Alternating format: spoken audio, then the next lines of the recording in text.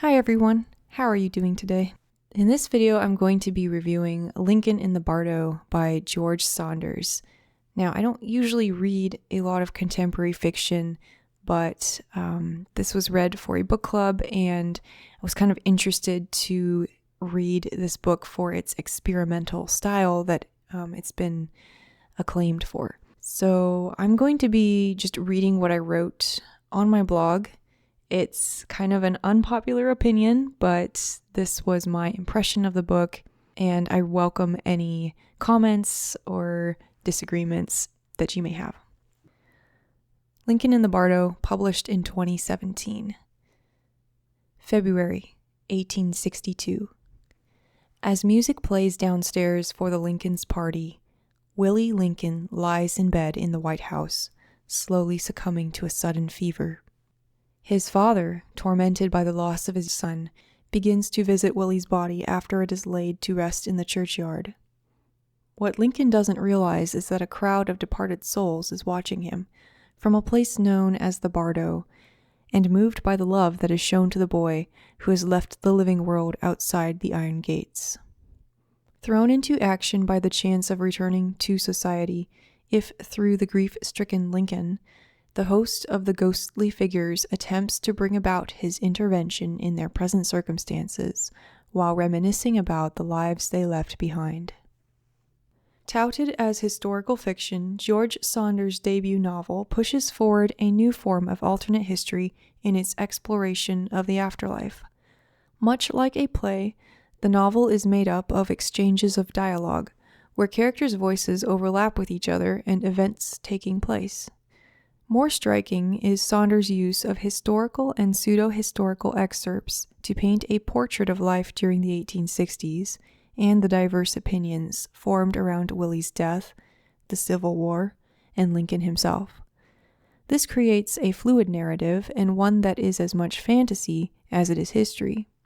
While I found the mix of fact and fiction a little jarring at first and potentially misleading, over the course of the book, it became effective as a new kind of speculative genre, quite different from historical fiction proper. Lincoln, ever larger than life in the American psyche, is here made slightly closer to us through his obsessive grief for his son Willie. The imagery of Lincoln holding his decaying son could not be more shocking, although as seen through the eyes of our ghostly guides, a chatty duo named Roger Bevins III and Hans Vollmann, we are led to view it as a moment of catharsis rather than pure tragedy. As for Willie, acceptance of death comes more easily, in spite of his longing to be with his father in life. Willie's resignation to his place in the Bardo, stuck between life and death, is something that he takes for granted, and as described in Saunders' excerpts, he takes it rather stoically, like a much older person. Unlike Willie, most of the inhabitants of the Bardo are discontent with their placement and seemingly interminable waiting.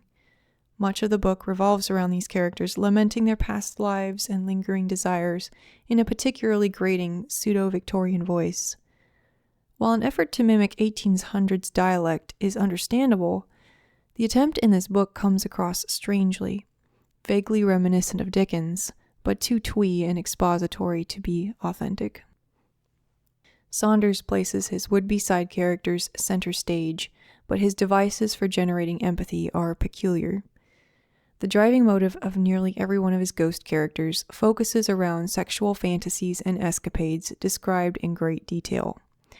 I grew quickly tired of reading about body parts and bedroom scenes. It did little for the character development and was extremely uncomfortable to read between very serious depictions of Abraham Lincoln's grief.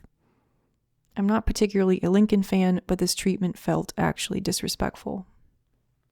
But what of Lincoln and Willie and the historical elements? There were opportunities in this book to delve deeply into the character of the president, religious views on death, and race relations. Unfortunately, while Saunders makes a nod to each of these subjects, he substitutes his fictional characters' emotional sexual drives for any real exploration of the bigger topics. We learn that people in the 1800s had different impressions of Lincoln's appearance and personality. Interesting, but not original.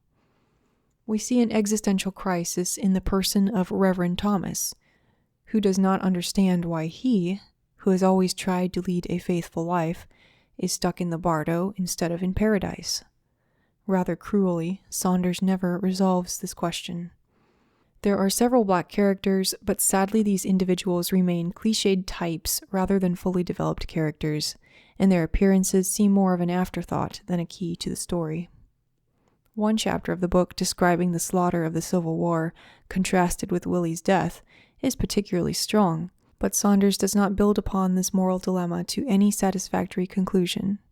Readers looking for a thorough commentary on the Civil War or Lincoln's leadership will be disappointed. Finally, there is the Bardo itself, the transitional spiritual world where souls go after death and before rebirth, according to Buddhist belief. The trouble with Saunders' Bardo is that it mixes in elements from Christianity, including questions of the nature of God and visions of divine judgment. If Bardo is a real place, the premise of the novel, then why go into questions that would be irrelevant? This loose rendering of Buddhist and Christian beliefs, mixed together in a weird, ill-defined setting, is poised to offend people of both religious backgrounds and leave unbelievers disturbed. On that note, while this book seems written for those unused to or uncomfortable thinking about death, I cannot recommend this book to anyone who is.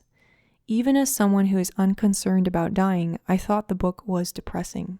Some vague redemption is offered to Lincoln, but the other characters, those actually residing in the Bardo, are plagued by anxiety, confusion, lust, and bitterness, only briefly relieved when they come together for a moment to help Willie. Even while God is firmly depersonalized in the narrative, a heavy sense of fate is substituted. If one approaches all writings about the afterlife as speculative, Saunders is, in any case, the least compelling. So those were my thoughts on Lincoln in the Bardo. I only gave it 1 star on Goodreads. I really can't recommend it to anyone unless you're just looking to explore different types of literary form. This book is different in that regard, although honestly very similar to a play. I will say if there were more books written in this style, I would read them or at least try them. But I felt like that originality or that experimentation was not enough for me to like this novel. Thanks for listening. Let me know if you've read it, if you liked it, what I might have missed out on, and please give the video a like or a dislike to participate in the conversation.